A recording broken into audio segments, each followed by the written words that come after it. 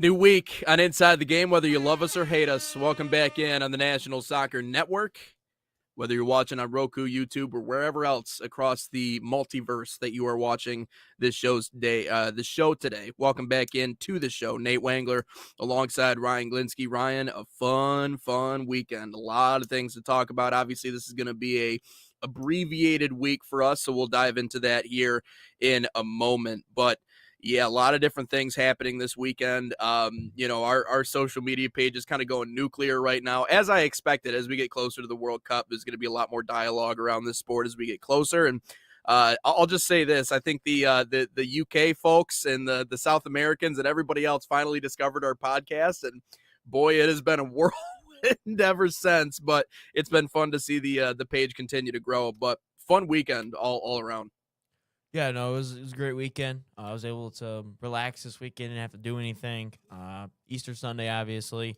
And then, obviously, the big one. Michigan gets the dub against Arizona, so that's truly all that matters. My friends were like, dude, Arsenal lost the FA Cup. I was like, dude, I do not care. As long as Michigan wins, it's fine to me. Yeah. As long as the Wolverines get it done. And they did more than just get it done. I mean, you talk about straight belt to behind, man. That was unreal. It was overall fantastic weekend. A little tired from yesterday, but this is I'm pumped for today, and not just the show itself, but what's going to happen again later on today, which, by the way, can we not have the tip-off at 8:50 p.m. NCAA? That'd be nice. Just do it at 7 like a normal human being, It is at 8:50 again tonight. Is that what time it's at? What time is it at? The championship. 8:50. I just said. I don't even. Oh, it is at 8:50. This is ridiculous. Anyways, but no, watching that game was. I didn't expect. Care about sports. Yeah, I didn't expect what we saw on Saturday. I mean, I don't think anybody expected that, but I mean, I think you can say without any hesitation that was the most dominant Final Four performance that I've ever seen. Never before have I seen a one seed that deep into the tournament, especially one that Ken Pom was saying was one of the best college basketball teams of all time. Just get, embarrassed. In so many different ways. And we actually saw an interview not too long. I believe it was the following day. Coach of the Year Tommy Lloyd ended up getting Coach of the Year, and he actually gave his props to Dusty May. He's like Dusty is the one that actually deserves it. He's like the trophy had his address on it because of what he did in that game, which he did. He outcoached him, and let's just say the things that this Michigan team does, it very much resembles what you see at like the highest levels of the sport. The full court oops, their screening action, how they play above the rim. It's just their defense. Everything about this team is just it's wild. It's wild to certainly watch. And they put that on display against Arizona 100%. But let's get into maybe the soccer portion of our conversation here in hour number one. We'll talk on Michigan and UConn coming up a little bit later. I think the biggest thing for me, Ryan, is just, and I'll touch on this when we get into it. I'm just anxious because we got to see a Michigan team finish. And I know we got football, right? I know we finally got that one, but that took a few years since 97 to finally get it done. And now both basketball and hockey are in a position to do it for the first time since the turn of the century. It's got to happen. It's got to happen now. Yeah, I would agree. I thought you were like, let's talk soccer. No, you're good. Let's talk Michigan basketball. No, you're good. Real quick. I was gonna give you that. Sorry, I was just giving you that little bit there. But no, we can certainly get into the soccer conversation. I just wanted to mention that Bosnia song that you were showing me, the Italian song that you had playing in the background of your clip. I know we were talking about that before the show. That should be the World Cup song. I'm thinking we got to find a way to play that one into the show. If they were able to include more, again, Salvatore Ganacci's got to make it. It can't just be the whole Bosnian song, but Salvatore Ganacci has to make it. It could be the World Cup song. I hope maybe someone else does it because Jelly Roll's a complete idiot and doesn't know anything about music. He just has someone else do it, and he takes Ozempic. So, yeah. Yeah, folks loved your take on that. Yeah, big time. But the other thing I wanted to mention here is we're getting into our show today, and I know we wanted to talk about MLS match day Yeah, 6 Nate's like, okay, recap. let's get into soccer, but let's talk about Uh, Michigan I guess I'm basketball, not. a I guess I'm song, not and really in then a. history. I guess I'm not really in a rush to talk about Major League Soccer. No offense to those guys. However, LA has been doing wonderfully lately. But I did see a comment, and I'm gonna. I already got it. It's already lost here. Oh wait, hold on. No, I think I can go find it. But it was a comment from a European gentleman that's been watching. It's been watching our show. So I'm gonna give him some credit. It's Rigby2. Um, Goes, sorry lads, I'm so bored of my fellow Brits moaning about the world or the word soccer. We used to call it soccer until the 70s. Even in this century, we had a show called Soccer Saturday. You call it soccer because we introduced that word to you. And moreover than that, more than that, the reason why they went away from it in the 70s and the 80s and started calling it more officially football on every level was because it was becoming Americanized, because the National Football League was founded in the United States in the 1920s. So, who changed the name of the sport in order to differentiate between American football and what they had over in the UK, which they did call it soccer until then? They even had a show called Soccer Saturday. Who decided to change the name of it? It wasn't us. It was them. You gave us the word. We started playing football at a high level. And then you were like, oh, this is uncomfortable. We don't like this. The term soccer is too American. And then they went away from soccer and started calling it exclusively football. Now, it has been a mix of both of those words for a long time in the UK. Some called it, mostly it was the lower class that called it football. And it was more upper class, more established, I guess, people calling it soccer. So it's always been a mix. However, you can't call us and say that we are the ones that took anything from you guys. You gave us the word soccer. We started calling it soccer, and now you act like you've never used that word before and it's never ever been referenced as soccer. No, you called it that for eons, for the longest time. And then eventually you got uncomfortable with it because you thought the term was Americanized. I think that's interesting. I think that's really, really interesting. I knew that the term soccer came from them. It was an abbreviation of what association football used to be, which when they first established the rules, that's what it was called.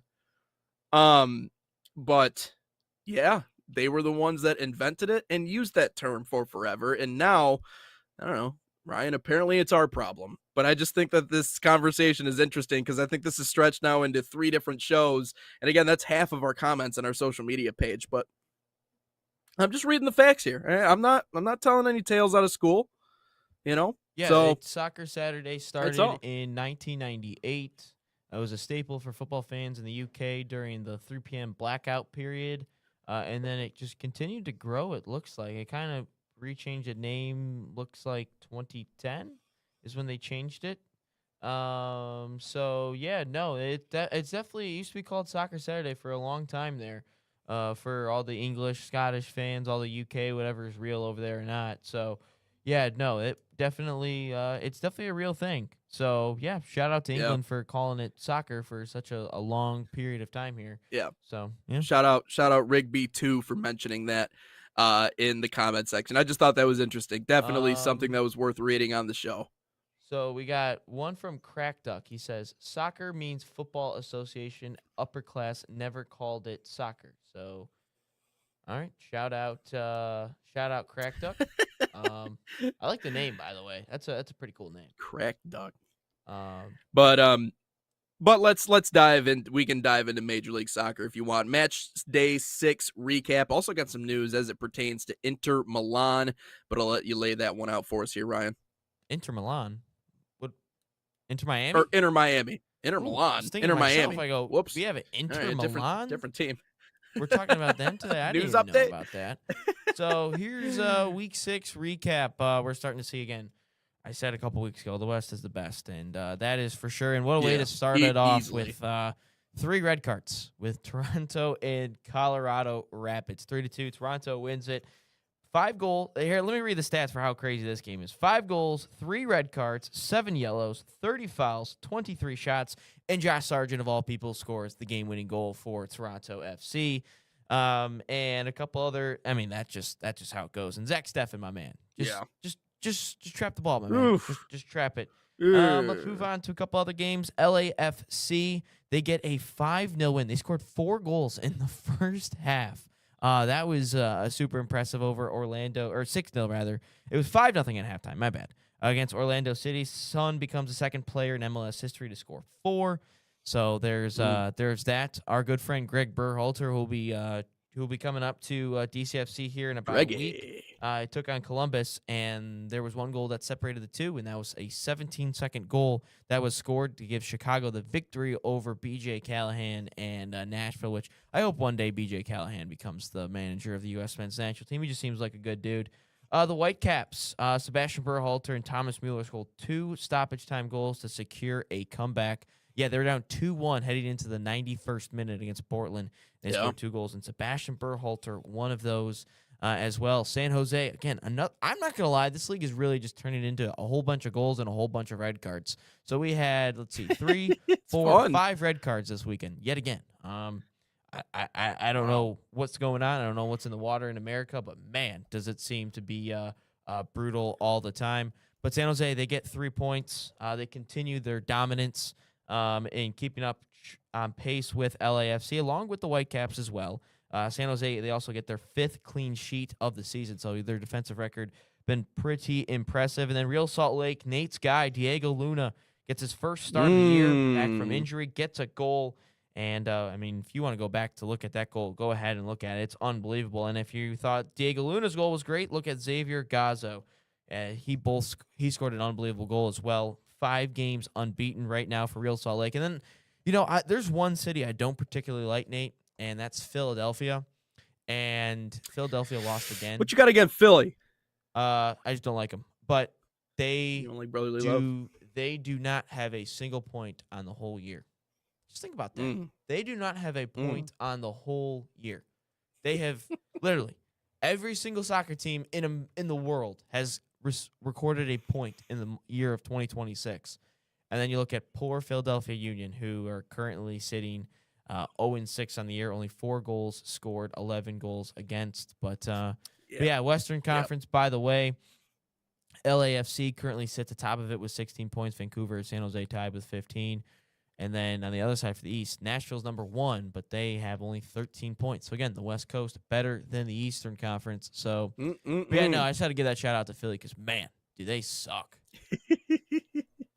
You don't like the brotherly shove. You don't like brotherly love or the brotherly shove. He's not a Philly guy. The only reason why I like Philly, I'm partial to Philly, because I had an aunt that lived out there for a while. So I did see like Roy Halladay at Citibank Park. I don't know what it is now Ryan in Philly, Howard, all those guys. Yeah, all those guys. Yeah. So that was a fun iteration of Philly baseball. So I always So I enjoyed that one when I was younger. But anyways, LAFC seems unstoppable at the moment. I will say this about Vancouver. We can just do a quick rundown of this.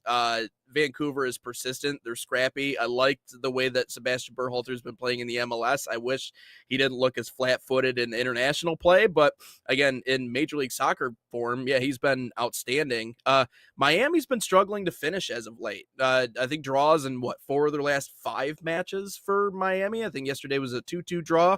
Obviously Messi adding another goal, but just haven't been as good at finishing games out as of late. They're not losing, but they can't really find a way to finish. So I'm not sure what the missing piece is there. Do they have the legs to be able to finish?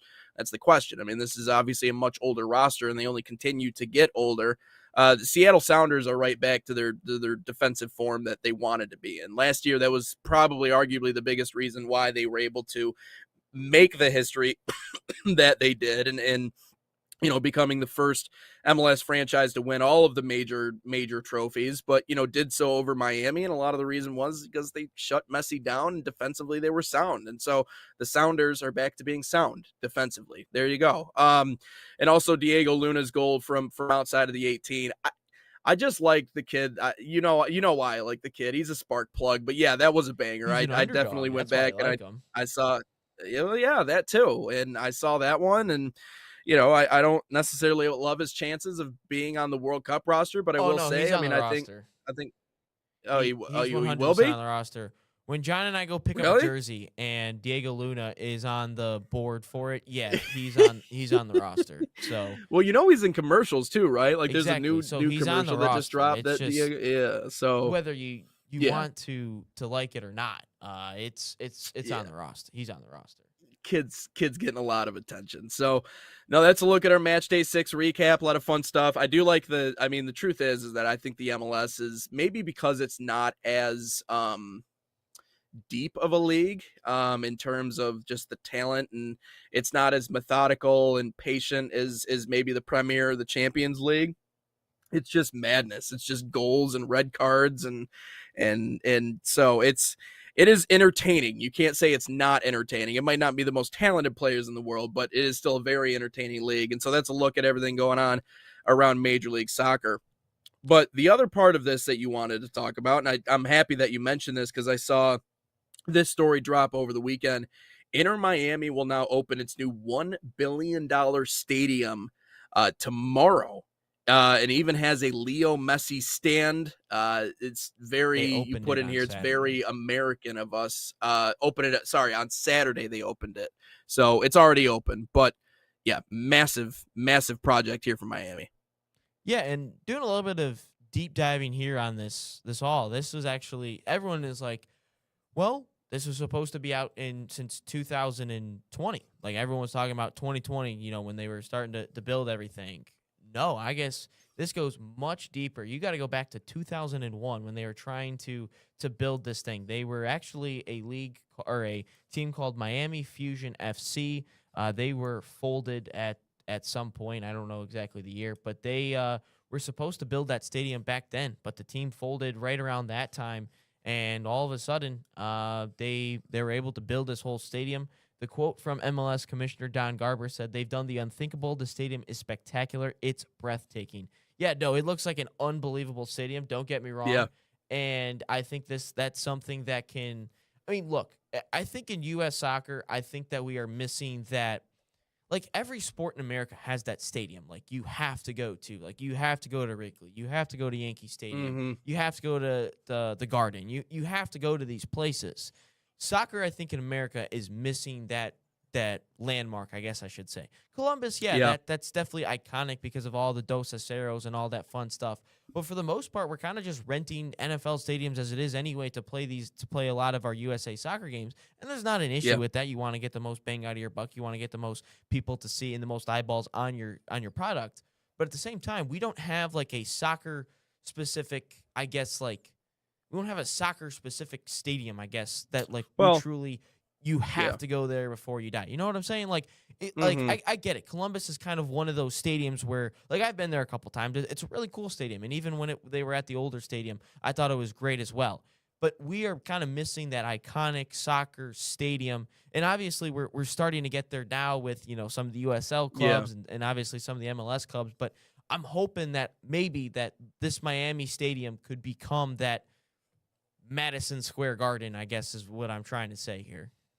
Yeah, the thing is that obviously with us, with the brief history of playing soccer at the high level that we have, and I know we can continue this conversation on the other end of break. We're coming up on one here shortly, but a lot of it has to do with when you look at places like Wrigley or Fenway, or even some of the NFL stadiums, right? Like those go back to, Wrigley was finished, I think either Wrigley or Fenway were finished literally the day of or the day before the Titanic sank.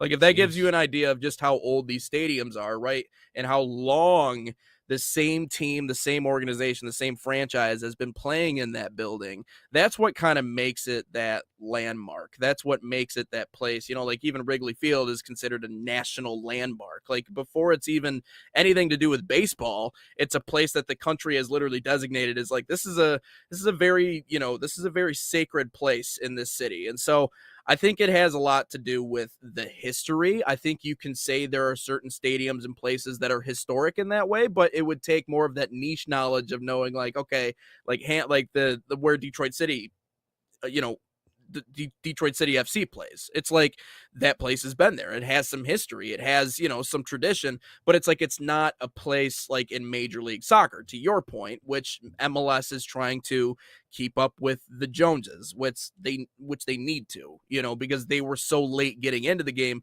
You can dress up Wrigley and make changes, and they've poured millions of dollars into renovations and changing things up there, but you can change that but still keep the tradition. But if we're, all of these years down the line, we only have 30 years backing us. I mean, there's stadiums that have been around for 30 years, and I don't know if anyone would be like, oh, that's a signature stadium in baseball or whatever other sport it is. But I will say, creating, what they have, in the fact that, yeah, it is soccer specific and that Miami can play there, but it's also dual purpose at the same exact time. I said this the same exact thing. It is. But I said this about like the soccer team that's coming to Grand Rapids. Like, creating a destination is something that's really important, because if you create memories in that building, that's going to feed into everything that it is, right? So they can do a little bit of everything with this place. But I also feel like Miami is just, they have been and they continue to be the poster child of what MLS pictures this league is going to be in the future. Everything in terms of the way that they've built that stadium up, in terms of the talent, in terms of, just how much, in terms of the headlines they get. It's the Messi effect. We know it's the Messi effect, but there's a lot to like about it. I don't know, like, yeah, we don't have a lot of historic venues that are soccer specific, but I think, this is a cool breaking ground for Miami, and I think they can do a lot of good things with it too. Yeah, it cost almost, I think they said over 350 million plus, which is I think a little bit on the cheaper end if we're looking at all the NFL stadiums recently. It's 31 acre development and a 58 acre public park, retail, dining, and hotel complex. So that they have to have all the extra stuff. Yeah. Oh, the stadium cost 350, but the overall whole thing cost $1 billion. So all the extra stuff, and I mean, obviously that's and you're in Miami too, so everything's gonna be twice as expensive. Yeah, I'll bring up that picture when we come back from break for the whole development. Yeah. But you talked about Fenway Park, which was kind of funny. We got a announcement from Parker who said Tufts men's soccer and women's field hockey team to throw the ceremonial first pitch at Fenway tonight at 6:45. No way. Seriously? No. Shout out to the Division III national champs men's soccer program, Coach Desatel and all those guys. Let's go. Shout out to you guys. That's a pretty cool experience. So wait, who dropped the Tufts dropped the comment? They just dropped the comment, or you saw that on social media? Parker did? Yeah, in their TikTok chat. Are you guys gonna go sign the Green Monster? You gotta either that or take a tour of it, because I think you can walk into the Green Monster and see like the inner workings of it and go up there and everything. That's always been on my list. So congrats to you guys, man. That's freaking cool. At Fenway too? Yeah. I missed it, Gavin. My bad. But he said leave it to Europe to pass on their problems to us. So yeah, I would I'd agree. Yeah. I mean, you can just look at history, and they left all their problems to us, and then we just put bell to ass. So, you're welcome. Smallpox, you're guys. welcome. What are we doing? Yeah, you just had to bring smallpox over here, didn't you? Jeez. I'm just kidding. let's do a read here, and then we'll come back and talk about just how shattered, just how broken the American youth soccer system is. USA Soccer. We're going to talk about that. Landon Donovan had something to say over the weekend. He always has something to say, but it's okay. It really adds to our show. So we'll talk about that on the other end. First, FC Bayern Summer Soccer Camps are a proud sponsor of the National Soccer Network, fostering football excellence across North America, open to boys and girls of all skill levels. FC Bayern camps deliver elite training inspired by FC Bayern Munich's world-class philosophy. Select your city and start a promising soccer path. Right now, save $30 on registration by using promo code BayernNSN30, and it's BayernNSN30, or scan the QR code on your screen. Learn more at FCBayernYouth.com.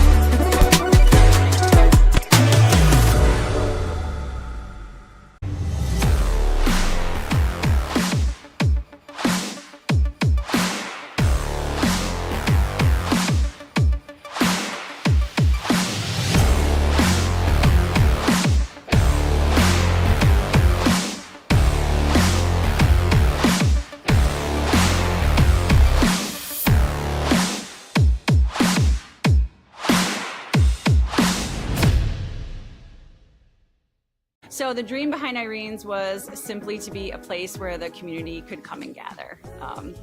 This is my hometown. We're raising our family here, and we just want to be a space where people can come together as a community and share a great meal.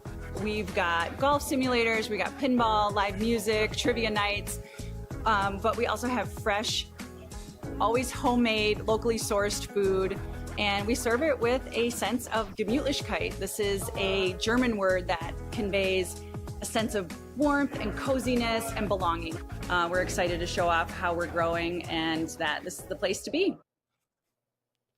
Gemütlichkeit, and welcome back to Inside the Game, here episode 264 on the National Soccer Network. We Nate got a Wangler, couple things to clean up. Ryan Glinsky. Oh boy. One of the British fans has made its way into the chat, TikTok chat, that is. But by the way, Parker said that they will be doing pro makeup and hair touch-ups done because we have to be there at 5:15. Yes, they will be touring Fenway Park and all that fun stuff.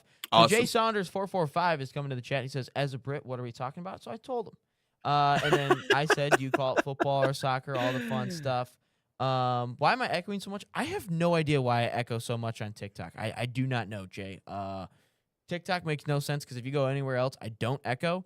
But if you want to go over to our YouTube, it's probably the room Network, you're in. Huh? It's probably the room you're in. The room you're in has very harsh dimensions. Yeah, but I don't so echo I'm guessing else besides TikTok. I don't echo on YouTube. Really? I don't echo on Facebook. I don't echo on Instagram. I never echo anywhere besides TikTok. Maybe because you're streaming in multiple places. I don't know. So, Jay, if you want to head over to our YouTube channel, National Soccer Network, if you want to head over to our Roku channel, National Soccer Network, Facebook, Instagram, we're live on all that too. But so I said, what do you watch? Or what do you call it? Soccer, football, talking about the youth game. Parker says he calls it soccer, but football when he's watching Manchester United. So he calls it soccer everywhere else. And then Jay says it's always been called football. And then he says, I said, you guys came up with the word. He says, why do you call American football football? Nate can go down the history lesson if you want. Yeah. It started off as rugby football. And the reason being was because Yale, I believe it was Yale, and I believe the other team was Rutgers or Princeton, I can't remember. But one played a variant of the game of what we call soccer, that had like pauses in it. Meanwhile, the other side played more of a variant of the sport of rugby, which obviously involved tackling and 15 players on the field versus obviously 11. I know there's rugby sevens, but obviously when you play with the full team, it's 15. And so it was just like, we were literally just like trying things out because college sports was a brand new concept in the US at that time. Like we had just started playing college sports. So like we're trying things out. And eventually they came together and they settled on the rules of what would be known as rugby football, which looked a lot more like rugby than it does football now. It was just a big pile of bodies that just moved up and down the field. If you ever watch old film, that's essentially what it looks like, So that obviously gave way to the different rules, and we got rid of the rugby part of the name of it because it didn't really resemble rugby anymore. Now, we didn't call it American football. We just called it football. And then obviously as our world became more interconnected and social media became a thing, not social media necessarily, but we just, eventually once it got popular enough, that was my whole point. Once the term got popular enough in the United States, then you guys were like, whoa, our sport's been football the whole time. What do you mean? You know what I mean? So that's the hypocrisy side of it that I'm like, y'all, it's not ridiculous that we call it soccer. We didn't just like invent it out of nowhere. By the way, that's not the first sport that's come over here that we've changed the name of. Y'all call it rounders over there. We call it baseball here, and baseball, I think, has grown to be a little bit bigger than rounders ever was. So just putting that out there. But good hey, movie, I mean, you guys competed in the World Baseball Classic. They were all Americans, but you still got your name out there. So all right, Jay said, fair enough. I mean, you hardly kicked the ball. How many times in a match do you kick the ball? A minimum of 2 times. In football? Yeah, but if we're being a minimum of 2 times, I'm just saying the kickoffs. Minimum of 2. Oh, that's true. Because maybe people kickoffs, go for it on punts, down, maybe there's turnovers, 3-pointers, so extra points. I would say I'd call it throw ball, handball, pigskin, gridiron. Let's see how many. Someone said egg ball. Someone said egg ball on social media the other day, and I was like, egg ball is actually kind of entertaining. I like egg ball. The egg ball championship, the egg bowl.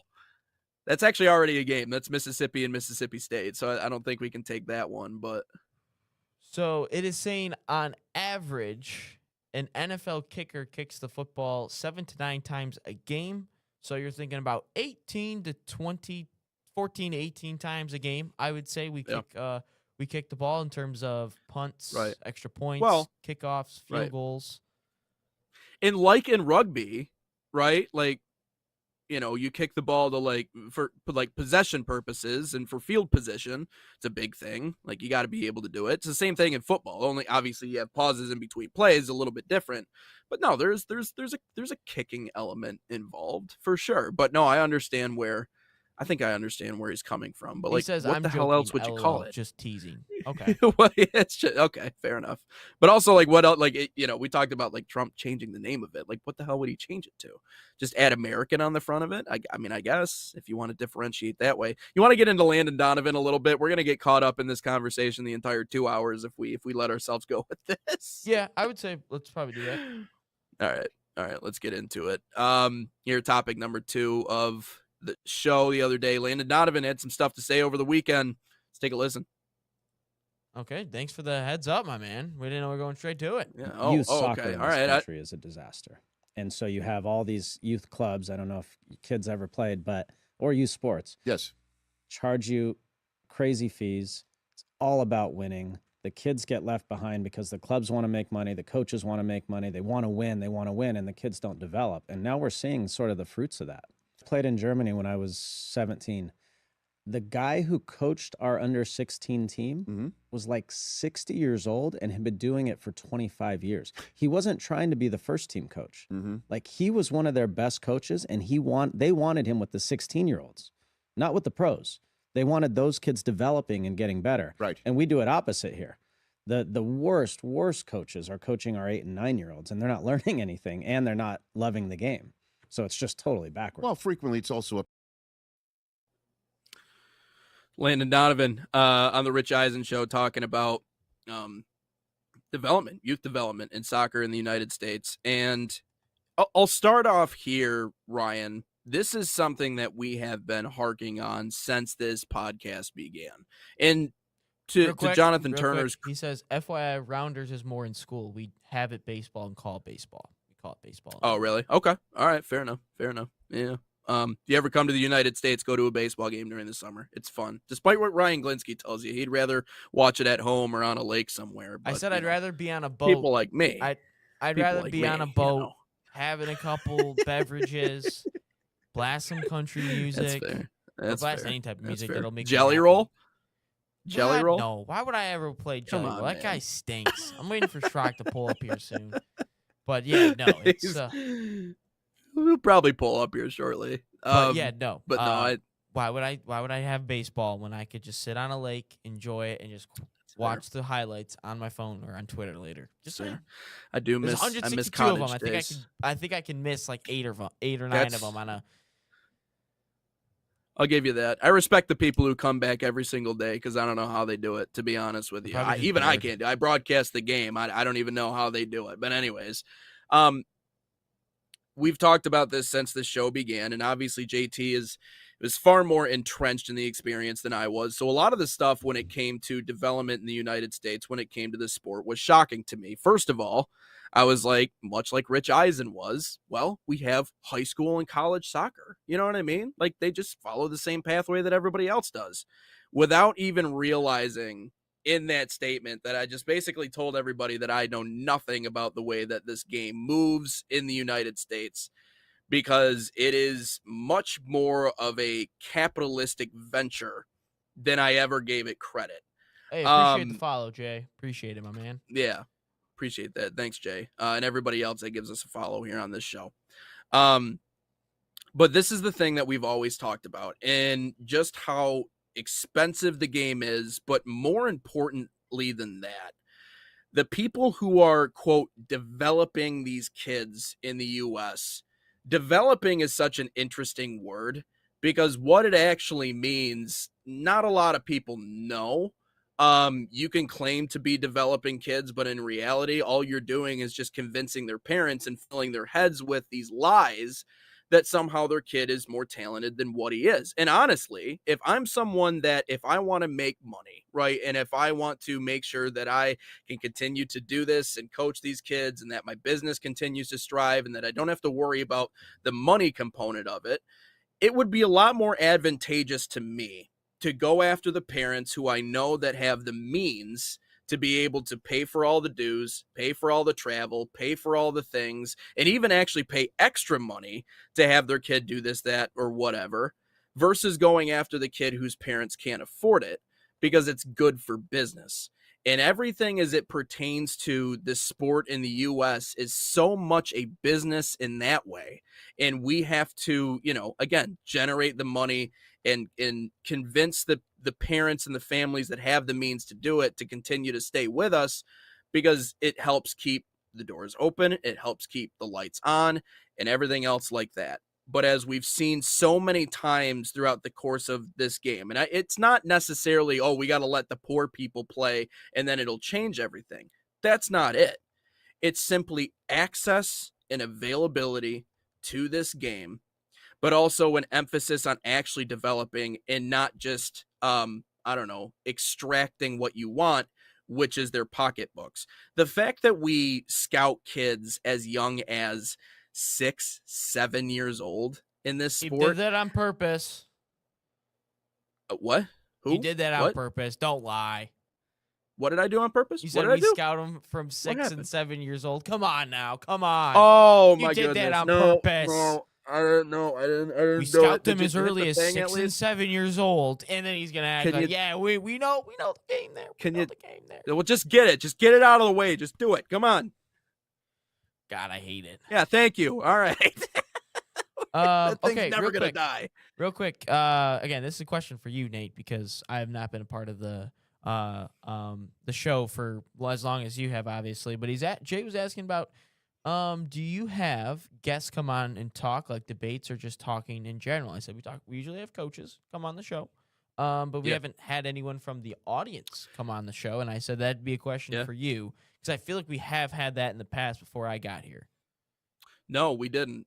We actually joked about having live callers or people call into the show before, but we never had as much of a live audience as we do now. We had a couple of people that were like loyal and would listen every day, but no, we didn't have like people dropping in from time to time, which I think this is the first time that we've had like I think this many people comment this early into the show. So clearly we're moving in the right direction. So Jay was asking, he says, yeah, like if I wanted to come and talk about what you guys are talking about instead of writing or limiting to, I guess we just have to ask John about that. But whatever the technology looks like, I mean, even if we could get like a caller and just do like 3 or 4 minutes or have them, and then we can yell at them and berate them the way they do in sports media here in the US, that'd be great, man. Just start yelling at people. Yeah, no, I guess we have to ask our boss about it. Yeah, boss. Yeah, he'll be in after the show, so we'll ask him for sure. And then again, you follow us on TikTok, and then we'll drop you a follow back. So we'll DM you, I guess, on TikTok. And Trock, by the way, is in the chat. Greetings. He says, I don't like the 6'7" either. I am with you.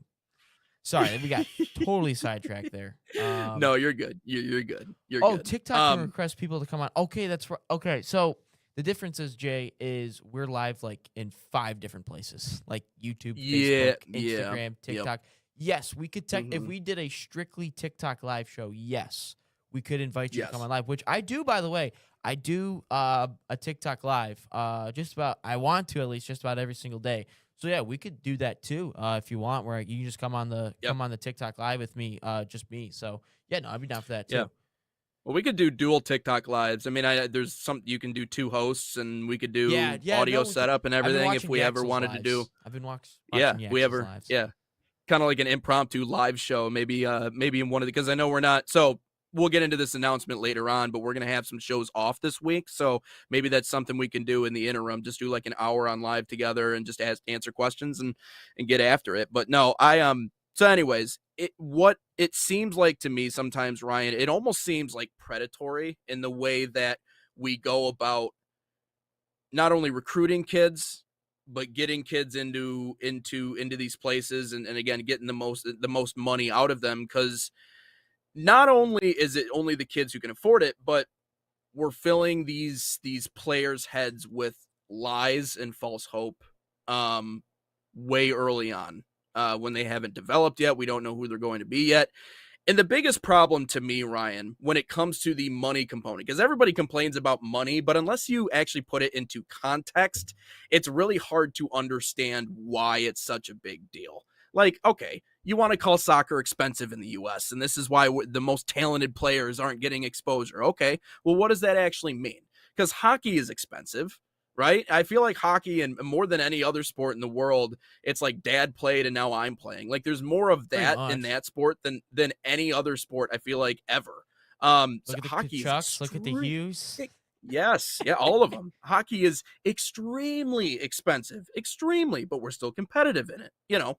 So, but our development is better. You look at baseball, right? Extremely expensive. Little League has died, unfortunately. It's not dead yet, but it is dying because even here in Grand Rapids, we used to have like 4 different Little Leagues. I think we have 2 now, right? Because it's just like, again, like, well, if your kid wants to do anything in life, he has to play travel. He has to play with the Flames or the Diamonds or Elite or whoever the hell. Right. But it's Bush League. It's just, again, designed to make you pay more money.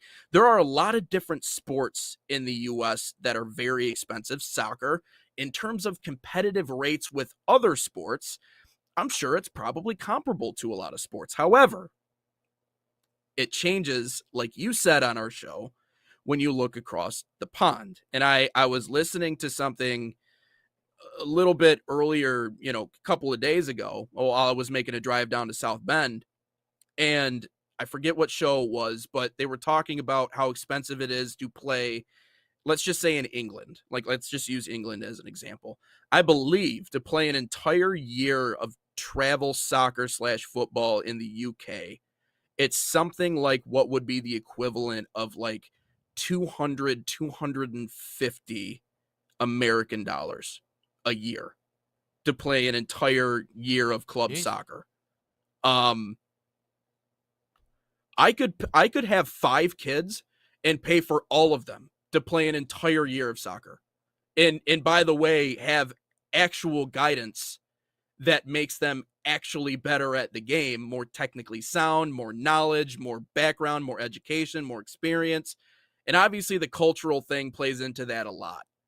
But if you're wondering why more American families can't afford to have their kids play this sport, and some of the best, most talented players in the communities that sometimes are forgotten about, you know, the predominantly Hispanic communities, the inner cities, these places where you are going to find those diamonds and those kids that can really be something to change the overall landscape of male soccer in the United States, simply can't do it because the difference between what it is in certain places like Europe, which is, again, $200 a year. I'm not kidding. I could have a family of 5 and pay for all of them to play a full season. Here in the United States, you want one kid to play, have fun donating plasma and maybe picking up some extra shifts on the weekend as a bartender, because that might be able to pay for the amount of travel that you're doing, because for whatever, God knows whatever reason, you have a freaking tournament in Los Angeles. You know what I mean? Like, what? Why? Like, this, and this is the thing that's going to get me pissed off about this, because not because I have a kid who plays, but because I know people who play. And one of them, she works for the West Michigan Whitecaps. You know, so I work with her during the summers, you know, in baseball. Her name's Leia. Her kids play. And she's like, this is utterly ridiculous. Why are we traveling 3 states away to play a team that's down the damn road? Why? Why are we doing this? Why are we traveling across the country to play freaking like 12U? What the hell are we doing? Like, this needs to be a regional approach. We need to take the extreme amount of money that it costs these families out of the equation. And it's not just about making soccer more available, but if you make it more available and more people become interested, then the popularity of the sport begins to grow. And then maybe, just maybe, that little kid, Nate Wangler, that was playing soccer at 6 years old, maybe at that point, instead of deciding to go play all of the other sports that his heroes played growing up, maybe he'll decide to stick around in soccer because his parents are like, this is so reasonable from a price perspective. Sorry, I'm choking over here. I'm getting so passionate. Maybe they realize, because from a financial perspective, they're like, we can keep him in this sport for as long as we want to keep him in, as long as he loves it. And I didn't say it. I liked it. I mean, I always liked the physicality part of it. I like knocking kids over, which is not, conducive for playing the sport of football, soccer. But it in my mind, restructuring the whole thing is the only way. Unfortunately, that means you're going to have to tell a lot of really high money making people who have made it a successful career out of convincing these parents to spend all this money that, sorry, you can't do that anymore. But it's going to take the states cracking down and being like, we have to make this more, in USA Soccer saying, we have to make this more of a regional approach to the game. We can no longer operate the way that we are right now, because it's just too much damn money. It's too much money, and you can't compete with the other sports if you're demanding more money or a competitive rate with them. You just simply can't. So I would disagree partially with what some of you are saying. Yes, I have been in tournaments myself where I could have just played the team just 40 minutes from my house, but instead drove to showcases. But I will say this: most of the sport is pretty regionalized. It really is. Like, if you were to go to ECNL and academies, it's, for the most part, it's pretty regionalized. Where you get a little bit out of control is where again, sometimes in my experience, sometimes the parents want to have a trip and they fundraise money and they put money together and they go out west, not Iowa West, Las Vegas West, and that's what my team did. So yes, sometimes that is true. But there's been times where I've gone to Ohio and I played teams from Michigan, and that's happened. But for the most part, the league is, the travel soccer for the most part is pretty regionalized. Like ECNL, MRL, which I don't even know if that's a thing anymore, but MRL when I was playing was the Midwest region, and then eventually, obviously, there gets to a point where you get to finals and you get to like the national finals. Obviously, you have to travel for that because you're playing people from all around the country. Yeah, that happens all the time. But I think with the aspect that it comes down to is of why, the sport is so expensive. There's a couple Schrock comments I want to get to in a little bit, which are kind of funny. One of them is about you, Nate. I think it's kind of funny. But again, there's a lot of other costs when it comes to this thing. Some of these teams, this is their career, is coaching youth soccer, whether they want to admit it or not. That some of these people, that's their career, is youth soccer. That's just their job. Like, they don't have a 9-to-5 job. That's what I'm saying. It's good business practice. Yeah, right. And it's good business for some practice. of them, well, then you also have to go through. To get your club jerseys. You might have to go through a big brand like Adidas or Nike or Under Armour to go get your soccer jerseys. And we know those companies aren't going to lower their prices anytime. Yeah, you might get a discount for group prices and all that. So you got to cover that cost as well. Cleats aren't cheap. Shin guards aren't cheap. Like, everything about the sport is super expensive. And it's just about every single sport here in America. Hockey, football, baseball. Everything is so expensive. So, yeah, this is going to happen. In order for the youth game, this is where I think the difference between the youth game and everything else is, I think at a young age, I think people treat this thing as like life or death. Like, dude, it's a 9-year-old, it's a 10-year-old soccer game. It's gonna be okay. When I was coming up playing youth soccer, it was always kind of like, for a minute there, it was really all about like how to play the right way, how to develop the right way. Obviously, you want to win. You're lying to yourself if you don't want to win. Like, that's just a lie. We play sports to win stuff and be competitive. But for a while there, when I was like 12, 13, 14, it felt like my club and my coach was pretty good at, like, how do we get you guys to play the right way? How do you develop? And that was kind of the case. But then once you get older, obviously it's about, like, once you get to the 17, the 16, the 18, it's about win. But I also think there is a certain aspect of, it could be certain coaches, it could be certain clubs where it's a win at all costs. And this isn't just a soccer thing either. And that ruins a lot of kids' experience, and it ruins a lot of people's, enjoyment of the sport. And that's why some of them get into youth sports is to, we want to win this tournament, we want to win a showcase, this, and post it on Facebook so our friends and family know what the kid's up to.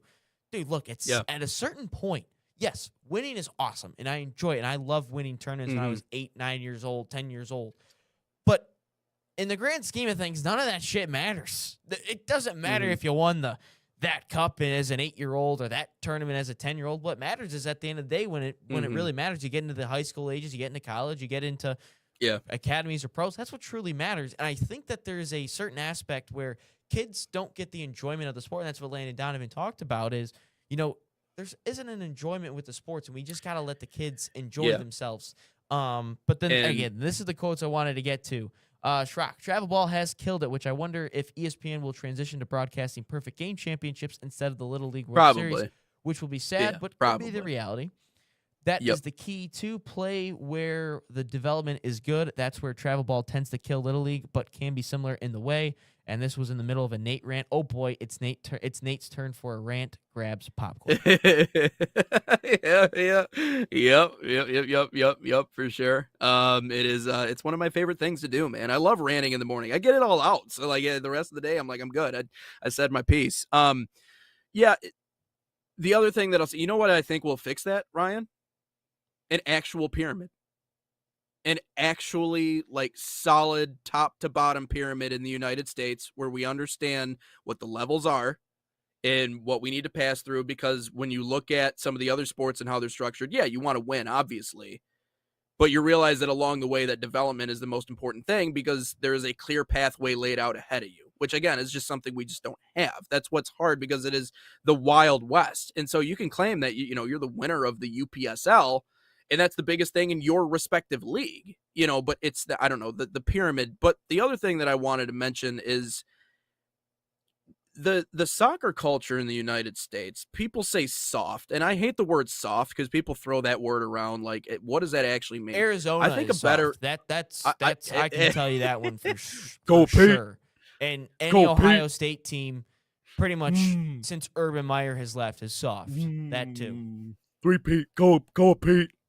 No, anyways, let's no, the soft is a weird. I prefer the word pompous, little arrogant, Yeah. little full of yourself, little no one can touch me.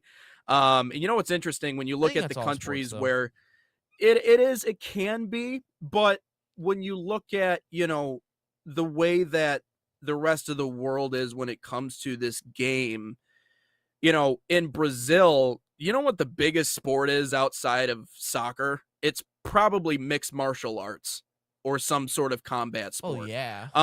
You look at Mexico, I mean, same way. Even in the UK, boxing is a massive thing. These are tough countries, but these are also players that I feel like they don't, the way that they play and the way that they carry themselves on the field, it is tough, it is relentless, but it's also like nothing is ever given to a lot of these players. Like they're just freaking dogs, man. They're just street fighters the way that they're just intense, and it's just you see it in the way that they play and you see it in the way that they're supported, and you see it like I don't know how that changes. It just doesn't seem like we develop dogs. It doesn't seem like we develop like fighters, man. Like in a way, get in there, dude. In a way, soccer is a little bit of a rich man's sport. Especially It is. the US. You're right. Like Yeah. obviously there's some players that come from, not great backgrounds, but if we were to look at Christian Pulisic, I mean, he grew up pretty fine. Gio Reyna's dad played for pro such a long time. Yep. Berhalter, obviously his dad played for a long time, so he's fine there. But that's not to say Gio Reyna.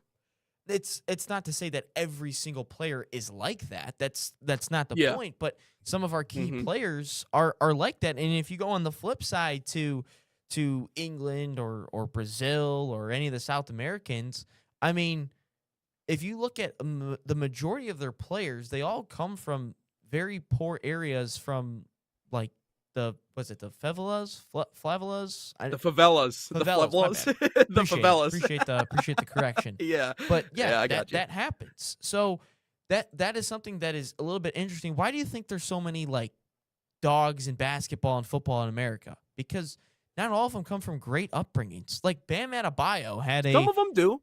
Yeah. And some of them do. But like, the majority some of them come don't. from, yeah. Like Right. Curry, obviously that's a different story. But Bam Adebayo, when he was at Kentucky, Calipari was like, why in the world is your background on your phone a trailer? And he goes, just reminds me every day about where I come from. And this is what my mom and I had to grow up in. And I just don't want her to live that way. So, and for the most Draymond part, Green coming from Sag Nasty. I mean, like, exactly, a the lot of these guys came majority from not of good football, areas. American football and Yeah. basketball players, I would say, come from a little bit of a tougher upbringing than the majority Just hard. of soccer players. Like Diego Luna, that's a different one. That's a different story. They had to Some fight. Of the dual nationals, I'm sure that's a different story. Maybe Flo, Jermaine Jones back in the day, Eunice Right, Musa. right. Some of that might be a little bit of a different upbringing. I would agree with that part.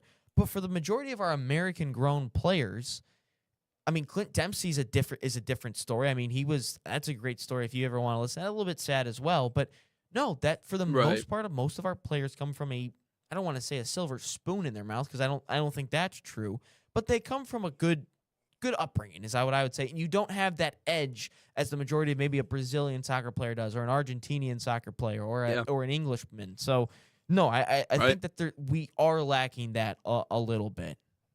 Yeah. And it's people are like, well, Americans are all about physicality. That's not what the sport is about. I think it's very much about It's a very physicality, but physical more than sport. that, it's about They're just not mentality. They're just not killing each other like they do in football. Exactly. Yeah. You're just Like, not you're lining not- a dude up downfield. Yeah, exactly. You're not running right. 10 You're not yards trying to, full sprint across the field to go just spear a dude into the chest. That's just not soccer. I will say the most pleasurable experience, and I'll get to a break here in a second. Most pleasurable experience I've ever had in sports was being on kickoff team in football, because that's as close as you'll ever get to being like the cavalry, like running downfield. Like you just dudes running full sprint 40 yards down the field to just go hit somebody.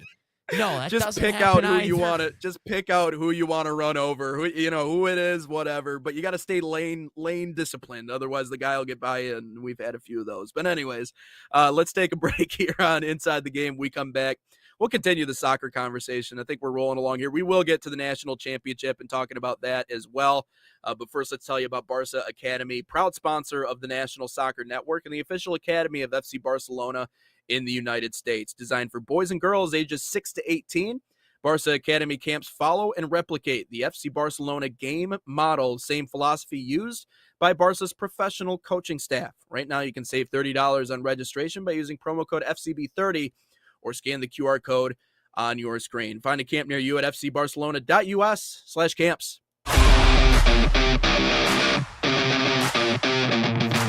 In Barca camp, I see my son grown on and off of the field.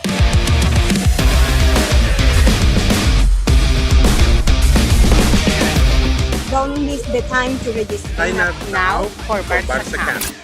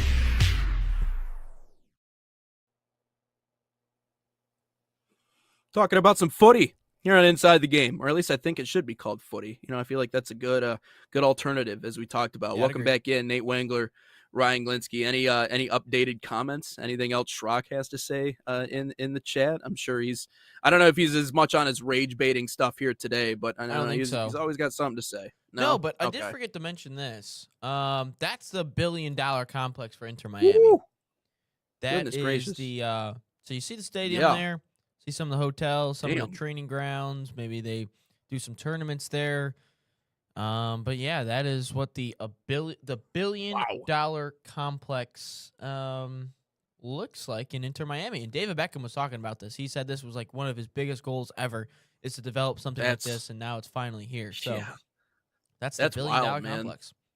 Yeah, you see all the training fields off to the right there. You got all your all the facilities. Looks like the housing complexes. I'm sure they'll probably house players there too, Yeah, maybe which their is academies. Yeah. so nice. Yeah, I mean, just to live there and be able to have everything right there. Wow, that's state of the art. That's like you said, the poster child, man, and they have been. If they're like the New York Yankees of the MLS, they are they are the team. Hopefully, everybody else can start kind of building off that. So, no, that's sick, man. If you've never been to Miami, I would recommend definitely going down and visiting. It's the water's a different shade of blue. The air feels great. Schrock can tell you a little bit about Miami. Him and I actually drove down to Miami. We drove to Miami. We didn't fly to Miami. We drove my old black Volkswagen all the way down there. And that was an experience for sure. So we had a TikTok chat come in from Kevin Wright, and he says, "Did you see what Landon Donovan said about fixing youth soccer?" Yes, we did, Kevin. We talked about it for about 20 minutes or so. You can head over to our. I mean, I don't know if you can't. No, you can't read. You can't. yeah, I'm I'm gonna be posting up the clips. Yeah, our YouTube too. I'm gonna be putting up the long form conversation. You're all good, my man. No, you're good. No, we appreciate the time for stopping in on the show. But yeah, no, if you want to head over to our YouTube channel, National Soccer Network, we're still live on it, so you'll see the live video. You can just hop on that. You can rewind it back like 15, 20 minutes. Yeah, Kevin, I do know I echo really bad on TikTok. I don't know why, but if you head over to YouTube, Instagram, Facebook, all that fun stuff, I don't have an echo. I do not understand what's going on with TikTok. So yeah, head over to our YouTube channel and rewind it there and see the. And but also, it's funny. We'll post the short form videos as well. Yeah, absolutely. Yep. I'll be getting those up. I saw a comment though over the weekend that said, sometimes I just wish Americans who didn't understand the sport just allowed experts to speak, brought them onto their shows and allowed them to talk. Well, I'm going to let our resident expert sound off about Arsenal a little bit because apparently they might be toast. So Ryan, go ahead, do your thing. Arsenal. Okay, so this is where I had a difference. Again, did not watch the game because I had to help with yard work. I went for a run because it was nice outside. Then there was a tornado warning, so I had to hurry up on the run. And there was like 8 tornadoes. There's not 8, maybe like 5 tornado warnings in the matter of like 10 minutes in Metro Detroit. It was insane. But I was also fixated on something else, I think a little bit more important than an FA Cup quarterfinal against Southampton. I was kind of fixated on the Final Four game that was happening a little bit later on in the day, obviously. So, no, about the whole Arsenal thing, I mean, look, I've seen us win the FA Cup time and time again. It's nothing new to me. I've seen the worst team in Arsenal history win a damn FA Cup. The social experiment squad of 2020. That team won an FA Cup. I've seen it all in terms of the FA Cup. To be honest with you, I could care less about this competition anymore. Obviously, yeah, I want to win it. Sure, Arsenal gets $2 million for winning it all. Sick, man. But if everyone's talking about the whole, like, you want the treble, the quadruple, all that fun stuff, yeah, I would get that. But at the same time, there's a bigger prize in front of me that has my full attention. And I will get locked back into Arsenal probably midweek this week. I got to get through tonight and mostly tomorrow as well, depending on the results. All tomorrow, all tonight depends on tomorrow's. Like, all creates tomorrow's mood. I'm just saying, creates tomorrow's mood. But all I'm saying is, in terms of the Arsenal thing, I said back a couple of weeks ago, the whole like you win the Carabao Cup, you win it all. I've said that, and I will still stick by that. And then I look at what City's been doing. They thrashed Liverpool 4-0 in the FA Cup, and Arsenal loses to Southampton. Again, when you don't play the full starter, sometimes these things happen, and I don't know why we don't do this. Would I say we're in trouble yet? No, not yet, because it depends what the weekend looks like and what the Champions League looks like. To be honest with you guys, I haven't paid attention at all to the Arsenal schedule. Okay, we play tomorrow against... God, come on! They play tomorrow in the Champions League? Oh, my God. That means I got to lock back in by tomorrow. God, that's not what I was hoping for. Then they play Saturday against Bournemouth, and they play... Okay, so I will lock back in tomorrow. After the National Championship game. But, I mean, for the love, why do they have to play? Yeah. So, okay, So I haven't been locked in. I wouldn't say we're in trouble yet. Did we have a couple bad results there back-to-back in cup games? Yeah. But ultimately, it didn't hurt us in the things that truly matter to me, which is a Premier League and a Champions League. Obviously, I would love for Arsenal one day win a treble or win a quadruple, be the greatest soccer team of all time. Obviously, I want that. But at the same time, I haven't seen us win a Premier League or win a Champions League.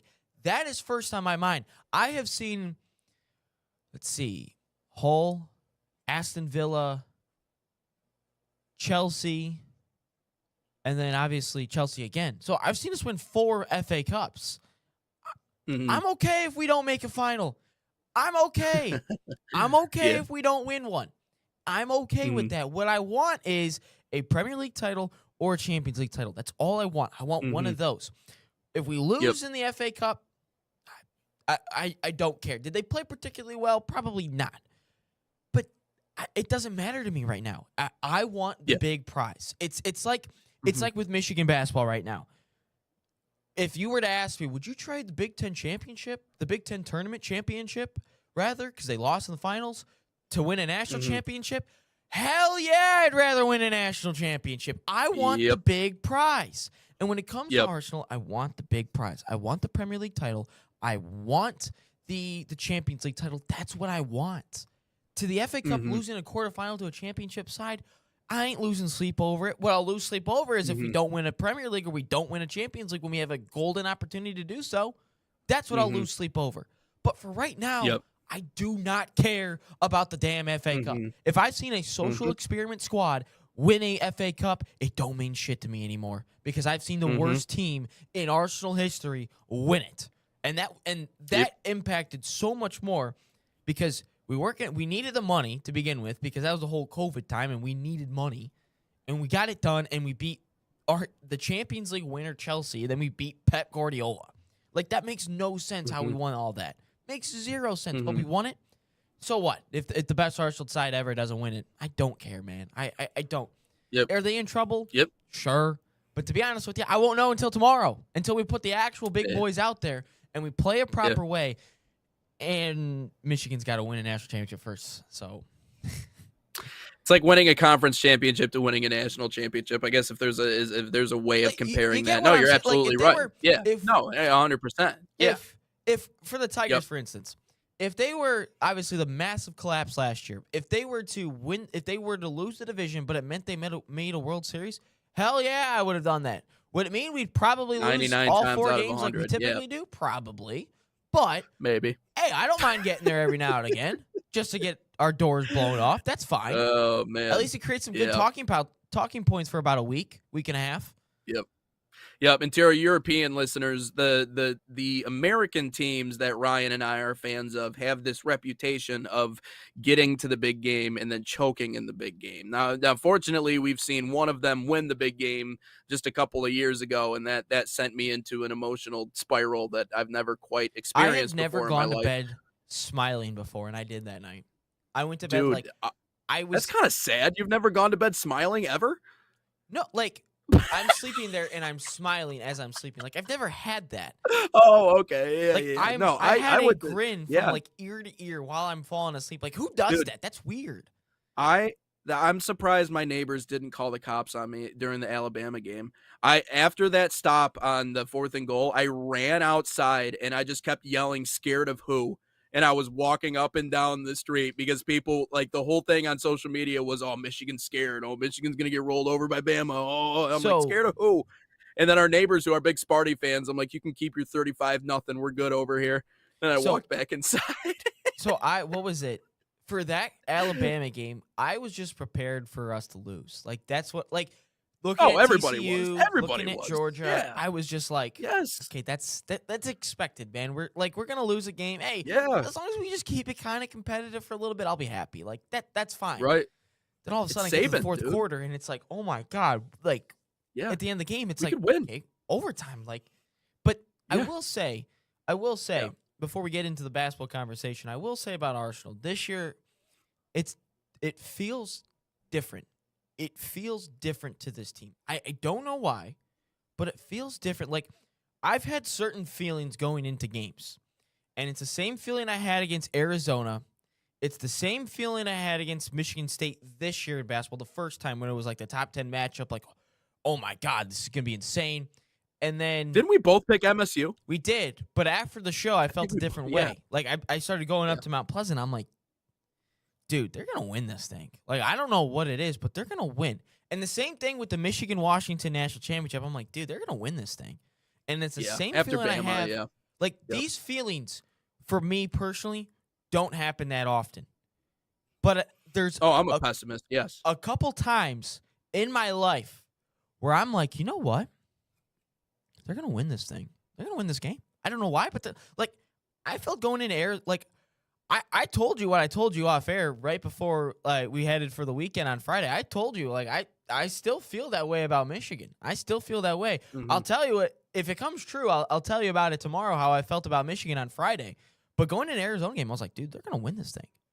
They're winning. Yeah. I don't know why, but they're winning. But when it comes to Arsenal, I'm like, they're winning the Prem. I don't know what it is, but they're winning it. Like, even despite that Man City loss, I'm like, they're winning this thing. I don't know what it is, but I think they're winning this thing. Sometimes you just have a team of destiny vibe. Before we get into Final Four talk, I did want to bring up this final point that you have Real quick. on the soccer. Kevin, who made his way to the YouTube chat. Shout out, Kevin. We will get to this, but he says, so regarding the basketball championship, I just hate that it starts so late. Thank you, Kevin. Thank you, Kevin. Also, appreciate it, my man. Got no problem with the women's national championship being on a Saturday. Or a Sunday. No issue with that at all. But right, why can't we put this in a anywhere more convenient? Why is every championship? You know what I Kevin, mean? Like, make it at 8 a.m. I almost prefer that. Kevin, I can tell you're a San Francisco fan because your TikTok photo has the Giants and the Niners, and your YouTube profile picture has a Niners on it. Because we, on the Midwest, go ours. Dude, Kevin. This guy Kevin is, love this guy today. But Kevin, this is a question for you. Because we've talked about this for the past couple of years. Is Kevin, hold on a sec. Is Kevin a Buckeye? I don't know if Kevin is a Buckeye fan. Okay. All right. Schrock hopping in there. Yes. Why does it have to be 8-something?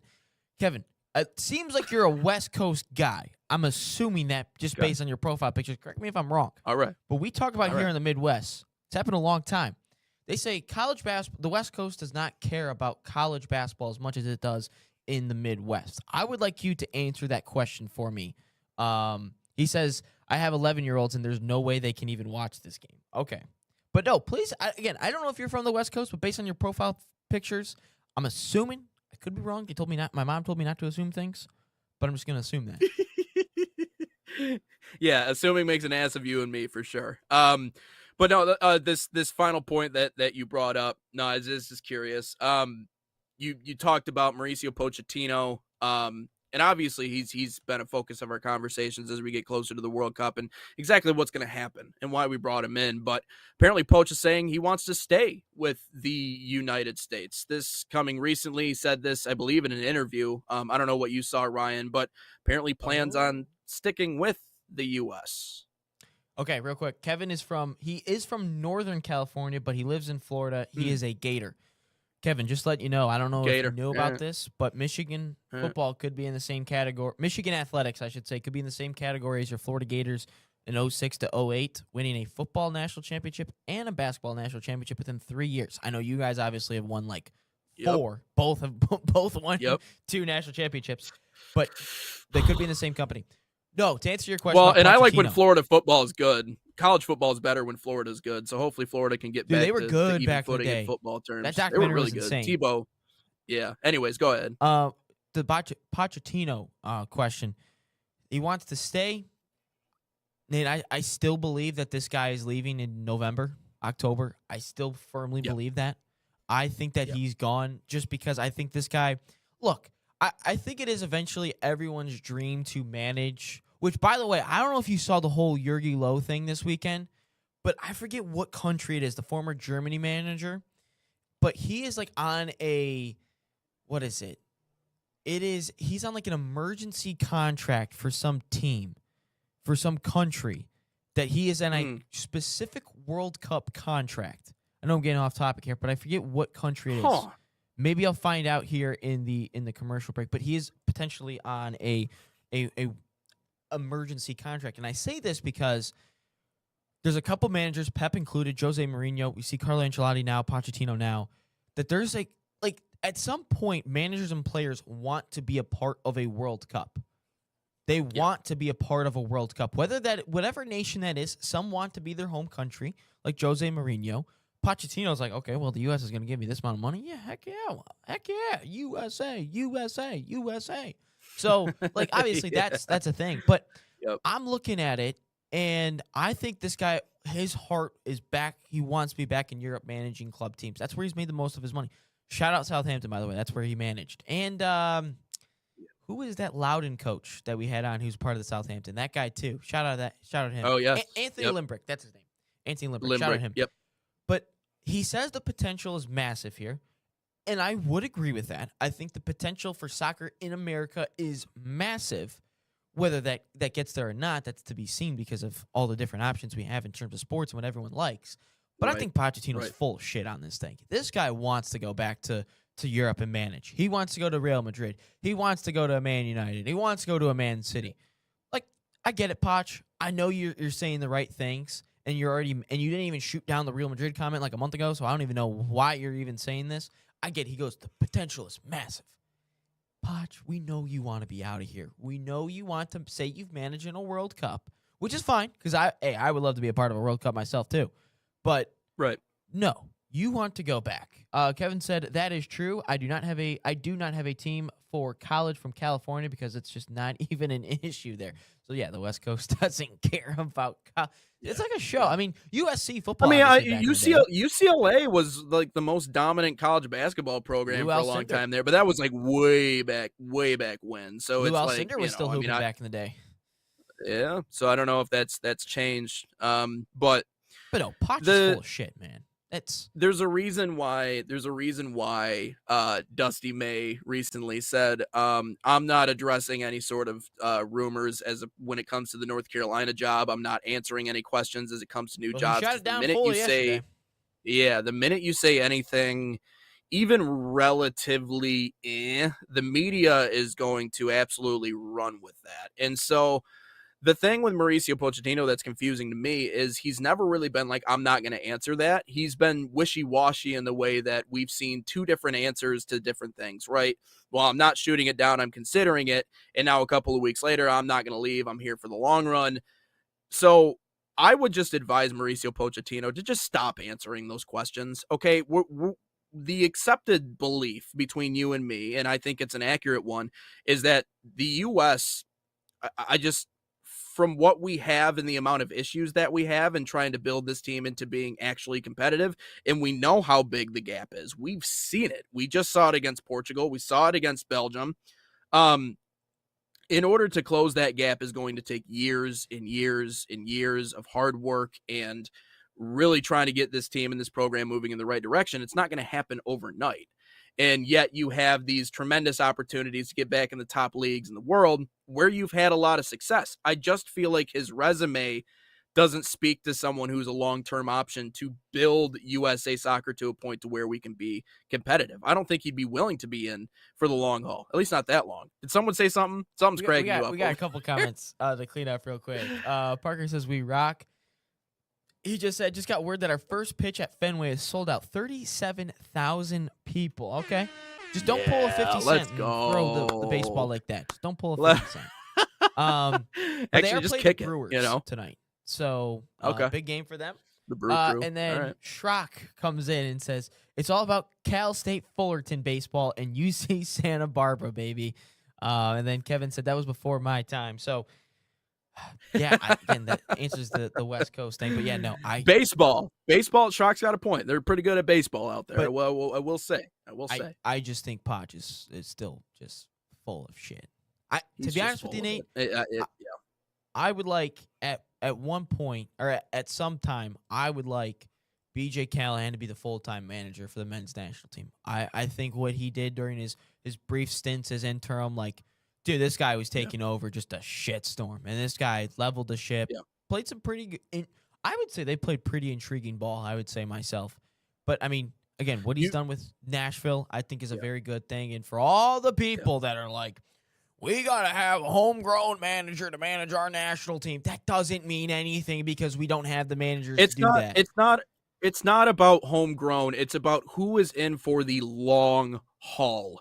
Yeah, And that I don't too. mean like one cycle, I don't mean like a couple of years. That's not going to do it. I'm talking the long haul, which is we haven't had that. Like No. USA Soccer has not been able to lock down a manager that has been with us for the long haul. Greg Berhalter was great in for a short stint of time, and then he overstayed his welcome. Mauricio Pochettino is not someone, again, with his resume and his connections and the amount of clubs that want him to bring their team back to relevancy. He's not going to be a long haul option. I don't give a damn where you're born. That doesn't make any difference to me whatsoever. You can learn the American game. You can bring the knowledge that you were born and raised with wherever you came from to the American game and bring us to a point to where we're competitive. But do I believe Mauricio Pochettino is in for the long haul? No, because if he was, he would have been shooting these things down long before you and I ever started having this conversation. So long before. So let's go over a little bit of history. So since 2000, again, so basically since 2007, but I'm just counting since I've been watching since 2010 was the same manager. We've had 9 different managers from 2010 to 2026. And obviously, I didn't even count the different stint Greg Berhalter had in that time frame there. So Bob Bradley from 2007 to 2011, I would say he was probably in the long haul for a minute there because he was an American. Yeah. His kid was on the team, World Cup, all that fun stuff. Jurgen Klinsmann for 5 years. I thought Jurgen would probably be a long-term guy, but again, the whole thing leading up to 2018, you had to make a switch there. You just had to. Bruce Arena, forgot about him. He was there for a year, and then I think he just left right after the World Cup debacle. Then in 2017, 2018, Dave Sarachan. I don't even remember that guy's name. That was a point probably in my USA Soccer watching career where I was like, dude, this sucks. Then Berhalter, obviously, from 2018 to 2022. Then that whole debacle. And then you had Anthony Hudson fill in for 5 games, rather. And then BJ Callahan, the legend himself, 4 wins, 3 draws, no losses, a goal difference of plus 17. He scored 21 goals in 7 games. Give that man love, BJ Ball. Pause. Give him his flowers. And then Greg Berhalter, obviously, for the Copa America, that was bad. And then you had Mikey Varas fill in, and then you had Mauricio Pochettino. And you're right, man. There has not been consistent managerial presence for this men's national team. And I look at, Kevin, I'm so excited for the 2026 World Cup, but USA does not have it together. I would agree with both of those statements. I would agree that they don't have it together, and I'm excited. So 2 for 2 there, Kevin. Yeah. He also says, look how great Emma Hayes is on the women's side. We need somebody like that, already has success, but all in on the USA. I think that's a good point because Emma Hayes, I don't think managed internationally up to that point, but she's been a manager before. Mm-hmm. But she's locked in on this U.S. women's national team. I think she is. Mm-hmm. Yeah, no, I mean, I think she's embraced the Americanism side of it. I think she's really, she's a great players manager, and you're right. I think she's in it. Of course, I think it makes it a little bit easier to be in it for the long haul if you already have the foundation that USA Women's Soccer had. I will admit, like, you're not inheriting the mess that you inherit if you come over to the men's side, which is something that, again, is hard for someone like Mauricio Pochettino, because, again, the issues that he's dealing with as a manager for the U.S. men's national team are far different. And I know the international responsibilities in general are just different, but the set of issues that he's dealing with USA Soccer are probably far different than what he's dealing with in any other position, including those club positions, right? And so I look at Mauricio Pochettino and I look at Emma Hayes. Emma Hayes gives off the feeling of someone who wants to be there for the long haul because she realizes what she has. Mauricio Pochettino, I mean, if we end up, again, getting grouped or get embarrassed or something else happens, is Pochettino really looking at this country and going, oh, yeah, hey, this is, we have a lot of potential here. We could still be something. No, man. I mean, I think after that, it's like in terms of just preserving his own career and building his name up and getting back into it. No, I would absolutely look to the club scene. So It is, but you look at any successful or non-successful franchise, it's the same exact thing. It's the coaching carousel that never really stops, and that's where we are with USA Soccer. We just haven't found, and also I think a lot of it comes down to patience too. I think patience runs thin because we're so desperate to just finally realize the potential that we do have, but just can't get there. But Yeah, maybe it's just a feeling, Ryan. Maybe it's just a feeling that I have that Mauricio Pochettino is not going to be a long-term option for the U.S. men's national team. All I know is that it's going to take some time. And I know time is ridiculous because, again, how much more time do you need? But the set of problems is far different than any other team. yeah. I look at, let's see, Didier Deschamps was there for a long time. Dude, I love saying that name. By the way. And then and then what does France do? They're like, yeah, let's just bring in the other great French manager who's won like 6 Champions Leagues, and Zinedine Zidane. Jurgen Low was there for a long time with Germany, and obviously I think Germany hasn't been all that great. And I think those are the only 2 managers that have been there for a long time. Because Argentina was going through manager after manager after manager before they landed on the current guy, which I'm blanking on his name. Like Diego Maradona was a manager at one point. But like you look at the U.S. women's national team, from their aspect. I mean, Vlatko Andonovski, he was there for a long time. Jill Ellis was there for 2 World Cup cycles when they won both. Yep. And then from what I remember, Pia Sundhage, again, I don't know how to pronounce her last name, but she was there for a long time as well.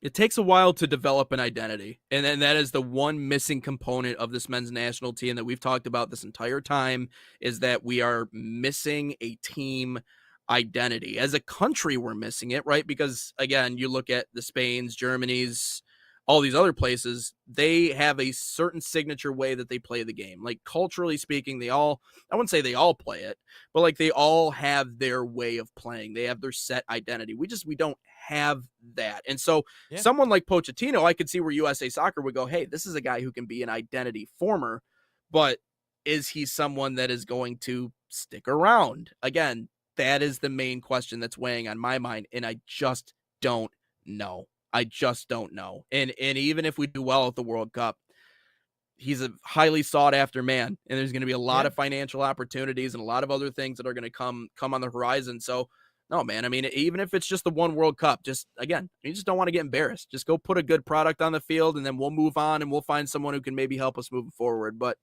let's take a break and get into the Final Four on the other end. How do you feel? Yeah, let's do it. Deal? All right, sounds good. Man City Soccer Camps are a proud sponsor of the National Soccer Network, bringing world-class training inspired by Man City's global football philosophy to players across the U.S., open to boys and girls of all skill levels. These camps focus on technical development, decision-making, and playing the game the City way. Right now, you can save $30 on registration by using promo code MCNSN30. Again, that's MCNSN30, or scan the QR code on your screen. Find a camp near you, usacamps.mancity.com.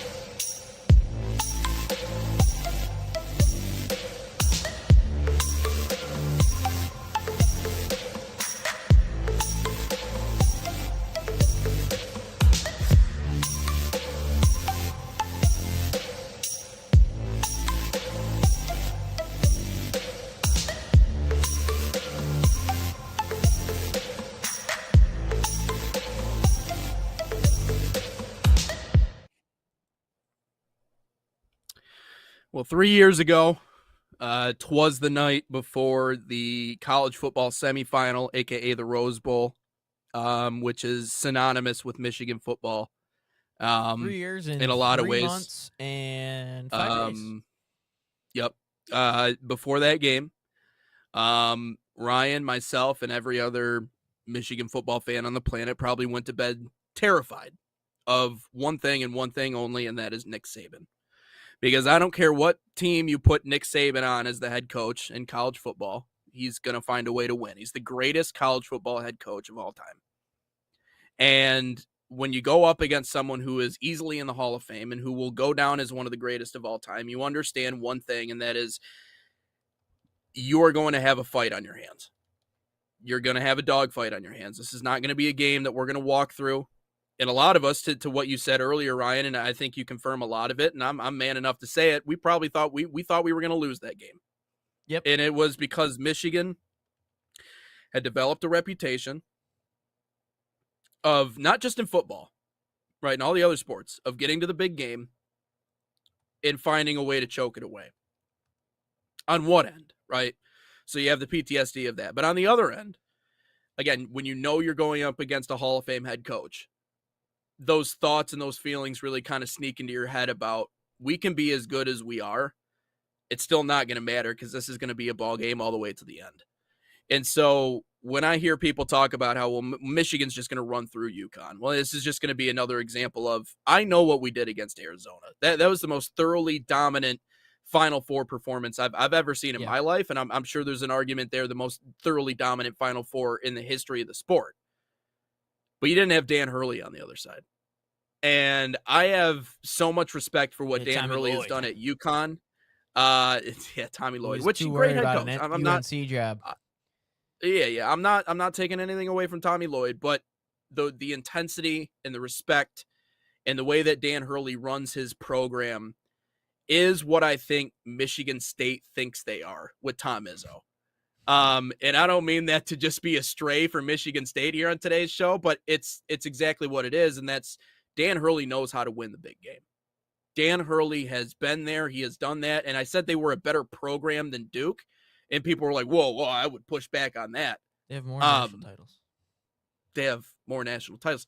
But the way that they operate in the tournament, and especially the last decade, I would certainly argue that UConn has been the better program.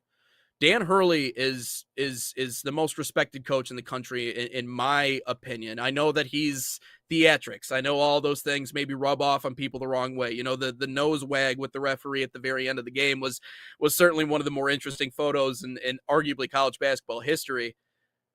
But there's so much respect for what he can do in this program and what this team is. Yeah, matchup wise, do they stack up against Michigan? No, I don't think so. On paper, I think this is a game that Michigan should easily be able to handle. But never count Dan Hurley out. I will never count Dan Hurley out, ever. Yeah, I think a lot of Michigan fans are getting a little high on the supply. I mean, rightfully so. I mean, you beat supposedly, statistically, the greatest team of all time, just in the Ken Palm rankings and the numbers. You beat them by 30 without your best player for the majority of the game. I think he played, I mean, to be honest with you, he played 4 real minutes. Yaxel did. The other ones where he was just wobbling around, knocks down a couple threes. I'm like, okay, Yaxel, I guess that's just our night. But I think that, again, I think you mentioned good points. UConn does have more national championships than Duke, which is crazy, 6-5. But there's a couple of reasons why I don't think you should take UConn lightly at all if you're Michigan. Dan Hurley, 2-0 in national championship games. I think he's 20-5 all time in March Madness games, period. So this guy knows how to win. Another reason what I would say is they have championship DNA. Dusty May mentioned that. Yeah. They've a couple players, not all, but a couple players were on the last national championship team. Caravan's been on both. And then you look at Michigan. I mean, none of them have ever won a national championship. Michigan has won one since 1989. And UConn itself has not won a national or has not lost a national championship game ever. They're 6-0. Michigan's 1-6 themselves. I don't know the exact number, but they've lost a ton. Yeah. And UConn, I get it. Michigan is bigger. They have more size. Their depth, I think, could maybe be hindered a little bit depending on how much Yaxel wants to play. You already know LJ Kaysen's out for the year anyway, but they've been living with that for a couple of months. And then even a guy I thought might play off the bench a little bit more, Winters Grady, he's out for the year as well. So I just look at this game, and I don't think you can tread this team lightly because it's going to be a dogfight. And I understand what the spread is. I understand what Vegas is saying. But at the same time, you're supposed to, in order to beat the best, you got to beat the best. In order to be the best, you have to beat the best. And Dan Hurley has set that standard for himself and the UConn program in all of college basketball. And he has a lucky suit. And you know what this guy's thinking. He turned, like, I think that there's like a level of delusion that players and head coaches get into before a game just to give themselves that little bit of an edge to win stuff. Yeah. And I think Dan Hurley has got the biggest tornado / hurricane / earthquake combined, that he's got this ball of delusion with all this combined heading to it in his head and his team's head, that they're like, okay, all right, Michigan's the greatest team of all time. Let's beat them. They haven't won anything. They've proven anything. And I will say, I think Dustin May has already mentioned that to his team just in videos. He's like, we haven't won anything yet. So I just don't think you can take this UConn team lightly at all. Yeah. Dusty is not as intense in the media as he is in the huddles. And we've seen that. I've seen those videos. He's very intense. But to your point, the most successful coaches, in my opinion, and Saban even talked about this once upon a time, is like, if you are able to convince that locker room that is the world against us, help 2020, you're already halfway there, right? And sometimes you need to have a little bit of a screw loose in order to be successful. And more often than not, you need to have a little bit of a screw loose in order to convince people to follow you, because you have to be so charismatically out of this world to convince people like, oh yeah, hold on, yeah, I'll get behind you. And the thing is with Dan Hurley is like, I would go into war with that guy for sure. And I'm sure he probably has something cooked up before the game that he's going to say that is going to make that group want to run through a wall, because that's just the kind of coach that he is. But I mean, just watch the videos of his practices, watch the videos of the other stuff that he does. I think this is he's proven himself time and time and time and time again. 2 for 2 in national championships, looking for the three-peat. So anyways, that was my big point. You know, you just can't sleep on Dan Hurley. I know what this Michigan team is. I know that this is the most complete basketball team I've ever seen wear maize and blue. You could even say in the Big Ten that in my lifetime. But it doesn't matter if you don't win this one. So, I mean, some of the other concerns for Michigan, obviously we know the history, but the ankle, I think, is a big concern when it comes to Yaxel. He made a couple of big shots, Ryan, but he did not look good in that game moving around. I mean, you saw the way that he was moving around the court. He didn't look like Yaxel. And I mean, if he's going to be a spot-up shooter, fine. He's a good enough shooter. I'm okay with that if we just find him in spot-up opportunities. But, you know, is he used more as a distraction than anything else? Because if you have big Yaxel out there, you're going to stretch out the defense quite a bit, because he's still got to be on top of him, right? But and you also can't have a guard on him, so it creates mismatches. I think there's two things about the whole Yaxel situation. One, I just think that he was kind of just shot. Like, he was like, okay, I'm not diving for anything. Like, I'm not going balls to the wall here, because. But it's not just the ankle; it's the MCL too, which is, I guess, everything came back clean from the MRI, from what I was reading, and what the trainer said himself. He's like, it's just really up to if Yaxel wants to play in it, and he's gonna. If he told his mom, he's like, yeah, I'm disagreeing with you. I'm playing in this game against Arizona. I think he's going to play regardless. So I think he's fine in the way he was moving on his Instagram live or his TikTok live yesterday. He was like bending around, squatting. I'm like, okay, I think he might be okay. And the way he was shooting yesterday in practice, the way he was moving in practice, I think he'll be okay. The only issue is that he has like that explosive step that no one else on the court has. And I don't know if he's going to necessarily have that. And then on the flip side, if I'm looking at UConn might just try to attack him the whole time. Like, they're like, okay, he's a little bit limited. He's a little bit limited in terms of what he can move. Let's just go after him. Let's see what we can do. Let's see if we can get him off his pedestal a little bit. But to be honest with you, Nate, if Elliot Cadeau and Trey McKinney are hooping, I don't know if there's necessarily anyone in this country that can stop him, because Mara's going to be dominating down low. Terrace Reed, that, which is still funny to me that Juwan Howard recruited him to Michigan, and he's turned into this. Like, that's just a funny sidebar for myself personally, but I think Michigan should win this game, but like there's just a lot of they've lost here how many times before, and UConn has won this how many times, but there's just a couple aspects of this game where I think if Michigan is able to get out and run, I think, but most importantly, this is the other part I wanted to mention. Defensively, these kids were locked in on Saturday. How many times did Elliot Cadeau just strip the ball away from someone or get his hands in the mess or take a charge? How many times that happened? Every shot Arizona took was contested. They were in their face. They forced a lot of bad shots. Michigan can do that again tonight. If they can lock down defensively, I think they run away with this thing. Yeah. The thing that they did to Arizona was exactly the thing that we said needed to happen. They established themselves physically inside. They won the rebounding battle. They didn't allow Arizona to do what they had done all season, which is really just bully teams in the same way that Michigan did. But Michigan met them with that challenge, won the rebounding battle, contested everything. But even some of the uncontested shots were 3-pointers. And listen, I'm okay with that. And Arizona's not good at that. Arizona can't shoot the three. I mean, it was so fun watching all those bricks. Jesus, turned into a That's pastor. what I'm saying. So, right. Beat I him thought so he'd be a bad lot that he's better, like, to be yeah, I'm honest with just. you, Nate. I thought he was going to be a lot better. In Yeah, that he game. was looked a disappointment. He looked like a freshman, is what he looked like. He looked like a freshman when the lights were bright, and so that's what that was. But they did that to Arizona and even UConn as a team. I think they shoot 34.6% from 3-point land.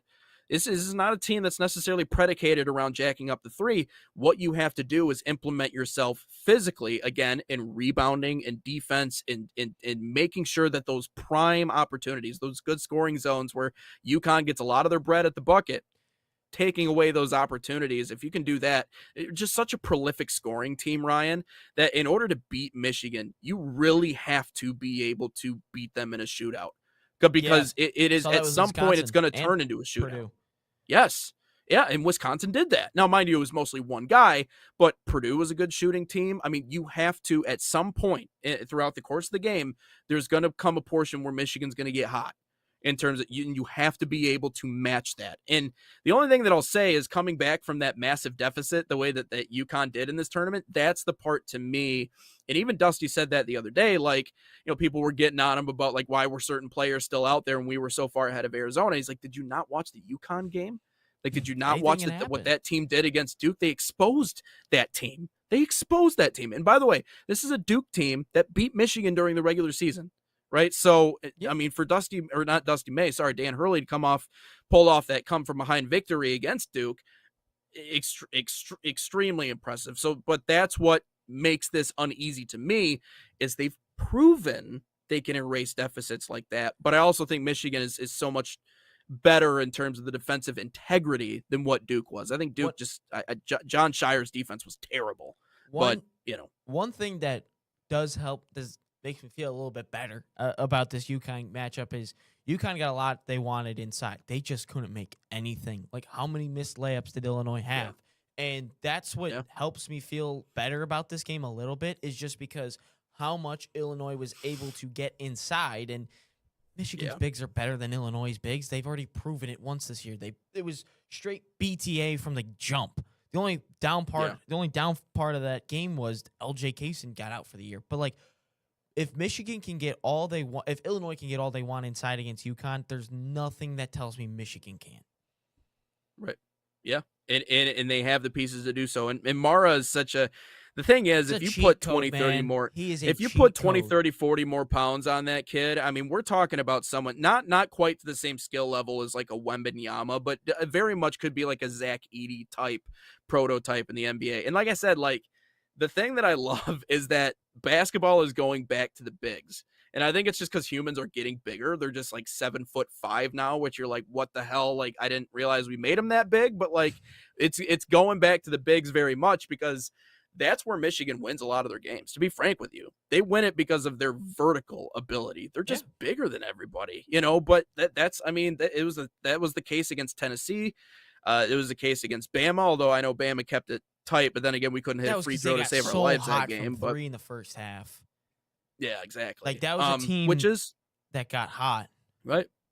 Right, which very well could be the case. Oh, hopefully not for UConn, but no, Mara, he is a prime NBA prospect if you just put a few more pounds on that kid, which I know it's hard to do with that frame, but he can play vertically. I like our chances defensively, but again, I think if Michigan can shoot the way that they've been shooting this whole time, I think we'll be all right. It's just, anxious moments for a couple of Michigan fans that really just have just made a reputation on, 2013, 2018, Dante DiVincenzo. I don't like that guy. I like him for the way he plays in the NBA, but I just don't like him for other reasons. But obviously tortured in a lot of ways. So yeah, this is the best opportunity we've had in a long time. And maybe wish it would have been like a Cinderella who made a magical championship run to play in the championship. And no, we get Dan Hurley instead. So, yeah, man. I mean, I suspect Yaxel will still be out there. He'll still be productive. And the truth is, again, even with guys with injuries, you can still use them in different ways, but we'll see how it goes. Yeah. I'm nervous. Yeah, I would say we're always nervous. You want to talk about your boy Justin Verlander, how he didn't pitch yesterday because he's hurt? Only like 9 games in the year, and everyone's crashing out about how he didn't play. Dude, he's gonna miss like 12 games. Who cares? Listen, he's gonna miss like 3 starts. He's gonna miss 12 games overall, but pitchers don't pitch every single game. So the most important thing for Tigers fans, I believe, is that JV came back here to retire. And I talked about this with a friend yesterday, and I said it was maybe a little too optimistic to think that he could be a truly core productive piece for this pitching rotation, just simply because he is getting older and he has been more injury prone, and he's 43 years old now, and he's been in this for so long. And I don't understand how some pitchers are able to make such long careers. I mean, we see so many flame out with injuries so early on, but the most important thing for Tigers fans was that he just came back to Detroit to retire. I think it just served as a reminder that this city meant as much to him as we always thought it meant to him, and that he didn't want to go in the first place. He just understood that if he wanted to accomplish the things he wanted to accomplish, it wasn't going to be done in the 3-1-3, at least not during that time, unfortunately, because they missed their window. And so I think the most important thing is that he's back here, but I also want Detroit fans to kind of tamper their expectations a little bit, because guys, he's not the JV of 5 years ago. He's not the JV of 10 years ago. He's not winning us a Cy Young? No, he's not. This is not the Justin Verlander of once upon a time. But the important thing is that he's here. He's going to retire here. And I think that's the most important thing for the Tigers. In terms of the team, I mean, they're a game below 500, lost to the Cardinals the other day. We're too early to really make any assumptions about what this team is going to be in 2026. But anyways, yeah, JV is on the IR. But I think, again, the most important thing for Tigers fans is that he's here. He's happy to be here, and you're still going to get an opportunity before it's all said and done, maybe in the retirement tour this year. And I don't know if that's the plan, but you'll still get an opportunity to go out and watch him and consume it and be a part of it and share in his last season here in Detroit. But let's get to question of the day, Ryan. All right, guess we're just gonna skip my JV take. What else? What else? Oh, okay. No, Ryan, you don't know baseball. Hold on. No. Go ahead. What I'll say is this guy better pitch, because in a couple years he's making $11 million a year. This better not be no Alex Cobb situation where he gets $15 million and guess where he ends up in Grand Rapids for an entire season, and poor Nate doesn't even get to broadcast any of his pitches because he even make it that far in the game. That's all I'll say. Yeah, them rehabs, I never really get. Well, sometimes I will, but yeah, not all of them. they're just like 20 pitches, get out of there. Interesting. But yeah, let's do it. That's all I wanted to say. Is he better not be missing the whole year, because I can't be having an Alex Cobb situation again. JV on the Whitecaps? Hell yeah, I'm down for it. Let's do it. The place would be sold out. Oh, it'd be rocking from all over there. Game. Yes, all walks of life, 100%.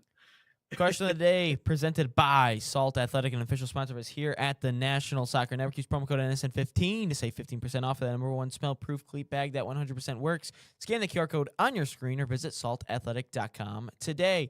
But question of the day, what type of dark magic is Kirk Cousins' agent using? Let me just run down the numbers for you real quick. So after his rookie contract in Washington, he gets 2 one-year deals separately worth over $20 million. then makes the big move to the Minnesota Vikings for 3 years, $84 million. Then re-signs with them, making $33 million a year for 2 more years. And then gets franchise tagged, makes $35 million a year. Then goes to Atlanta, plays like a year and a half, makes 4 years, $180 million. Then Kirk Cousins then goes to the Las Vegas Raiders, makes five years, $172 million. And how many playoff wins does this guy have? The same as Marcus Mariota, 1. And he's getting this amount of money to do absolutely nothing. The definition of a mid-quarterback, Kirk Cousins is making this amount of money. What is this agent doing? Oh man, I mean, yeah, he's 37 years old, so do I think that is it is lofty, is ridiculous. I also think like it's the valuation of quarterbacks. Well, it's true, but the valuation of quarterbacks just continues to go up too, and these contracts just get more and more gaudy as we go, and this is why it's so important to sign your QBs early, because if you don't sign them early, guess what? The bar just got raised for how much you owe them because the market has been reset at whatever it is, that dollar amount, the first guy that got re-signed. That's why these organizations, it's so important to do it so early. So you look at Cousins, ridiculous amount of money, and obviously a long time, especially that, for being 37. I mean, he's on the doorstep of 40. I don't understand, but let's not take away what Kirk Cousins has done in the NFL, right? Like this is a team sport. I understand that he's a quarterback. He's the guy that calls the shots. I get it. But I mean, the guy nearly has 300 he's from Michigan, the state of career Michigan, touchdowns. so they automatically likes him. He's a 4-time Pro Bowler. Okay, I realize his last one was 4 years ago, but he was very good with Minnesota. He's just kind of gotten lost in the sauce ever since leaving Minnesota. But I mean, he's tied for the most game-winning drives. He's got 8 Super Bowl, and he's tied for the most fourth quarter game-winning comebacks in a single season as any quarterback in history. Yeah, but if I were to championship game, but if I were to tell you, he did make one. He lost. If I were to tell you, I'll give you 2 different Michigan State guys. Okay, I'll give you Nick Foles and I'll give you Kirk Cousins. Who are you taking? Nick Foles. He's got a Super Bowl. Oh my goodness gracious! You're kidding me, right? With that Eagles team, who was built to win a Super Bowl. You're telling me the Vikings? You can't just say Kirk Cousins had Stephon Diggs and Justin Jefferson. I understand, but that team had Jordan Addison was in the mix. That team had many more issues to it than what that Eagles roster did in the Super Bowl. Come on, man. Kirk Cousins has done absolutely nothing in the NFL. He's just a stat patter at this point. That's all he does. He's a 4-time Pro Bowler. I understand he only has one Jared playoff Goff win. A 4-time Pro Bowler? Is it Matt Stafford a 4-time Pro Bowler? I know. Listen. Like how many guys are 4-time Pro Bowlers? I know the ring culture. I get it, but like it is a team sport. I mean, he has a career passer rating of 96.8. So like then the he guy probably has been more than one playoff victory, then, right? No, he doesn't. To your point, you said so that. He does nothing in the playoffs. Yes, and the only. Oh wait, no, he wasn't in the NFC Championship game because that was Case Keenum who threw it. Yeah, that wasn't him. He didn't even make the NFC Championship game. Case Keenum did. Because that was Diggs down the sideline, and then they got blown out by the Eagles. Oh, my God. Jeez, this guy doesn't even win when they get to the NFC Championship game. Oh, my goodness. Case Keenum makes deeper runs than Kirk Cousins does. This guy does nothing. Hold on. He lost to Daniel Jones. Kirk Cousins is the most annoying, most mid quarterback of all time. Was that the year Foles became the starter after an injury happened and didn't play a big portion of the year? Foles did win a Super Bowl when Carson Wentz went out, I think week 13 or 14 when they played the Rams, like Jared Goff's Rams. And then Foles took over, and then they won a Super Bowl. Yeah. So, I mean. Yeah. He's got more playoff wins than big old Kirk Cousins. He's just a cringy guy, too, dude. He just so well, annoying. I know you just don't. Yeah, his voice pisses me off.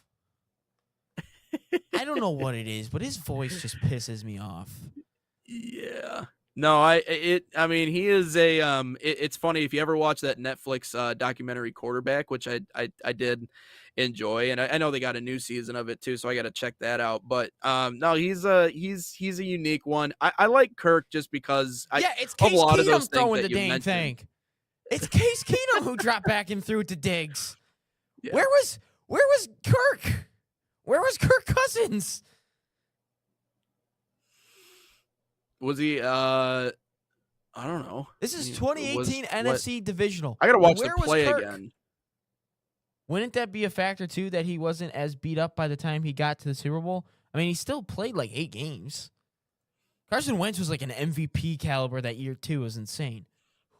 What's his lone playoff win against then? Do we know? No? 2019 beat the Saints. Oh, in when they overtime. had that when they had that comeback Yeah. and they threw the fade to Thielen in the end zone. Dude, and he Yeah. had Adam Thielen. How many weapons is this? And he had Dalvin Cook in the backfield. How many weapons does this guy need? Dude, he Can't win a thing. Got the piss beat out of him, man. That's why. Like, you can have great skill position guys, but I don't know. Like the Vikings, we can argue were not as well put together as the Eagles. Like I was just saying, Nick Foles inherited a great team. But yeah, Wow, two this guy Spartans just and got- Foles and Dude, Cousins. this guy is so overrated. This guy's so overrated. You don't like your Sparties, man. You don't want to give the Sparties credit. Okay. That's If all it is. He wasn't so annoying. His voice just pisses me off. He sounds like a Hey, little but he's- kid in middle school, dude. That's what he sounds like. And he's he humble, talks though. like way too much and way too long. Like when I'm watching that Netflix documentary, I'm skipping over Kirk Cousins' part because he's so annoying. And then You gotta admit, the humility is pretty nice though. Like he's a genuinely good guy. Like nobody drives their minivan that they were driving all throughout college for like the first couple of years of their NFL career. well, he wasn't Like, making money in the that's- NFL to begin with. He No, had a you 4-year, know, $2.5 million contract. So yeah, you're not going to that's make not money. money. That's not money to you. I can buy a car with that. Are you It's kidding not like me? you can just go out there and splurge on a big deal on Oh, a big yeah, car. If the car works, the car could get works. You I drive can that get thing. a nice car. I don't have to, I don't live out of a van. But anyways, yeah. I mean, I Yeah, don't Patrick know. Mahomes is also annoying, Trock. They're all annoying. Yeah, it sounds Especially like Kermit. Kelly Stafford. She also Sounds like pisses me Kermit. off. I will say I hate Kelly Stafford more than Kirk Hey, I'm Cousins. Patrick Mahomes. Can I say that? Yeah, exactly. His voice is annoying. Patrick Mahomes' voice is Hey, annoying. everybody. But anyways, so that'll wrap up episode 264. I did want to work this in. I know I said I would say it earlier in the show, but we will be doing the show tomorrow to recap the national championship for 265. And then for the remainder of the week, we will not be having this live show. However, I'll talk to Ryan a little bit about this, see what we can do, but I wouldn't mind going live for like an hour every day just to talk to people, just to make sure that we stay in it. We're still doing something. But Boss Man will be on vacation and we will be away for the 3 episodes. So Wednesday through Friday, we will not have a show, but still check us out on the National Soccer Network. We're going to have our YouTube shorts up on there. And again, as Ryan talked about, maybe go live on TikTok and chat with the people a little bit. But I would love to get a way in which we can get callers into the show. There's a lot of fun things. I don't know if you listen to Jim Rome at all, but that show is always fun. That's how I know you're young, man. Jim Rome used to be he was like one of the OGs, but sound effects, people calling in, we're going to continue to add more things because obviously you guys continue to get more involved. So we certainly want to do that moving forward. But for episode 264, until we talk to you guys tomorrow about the national championship and hopefully a positive conversation. Agreed. This has been 264 here at Inside the Game.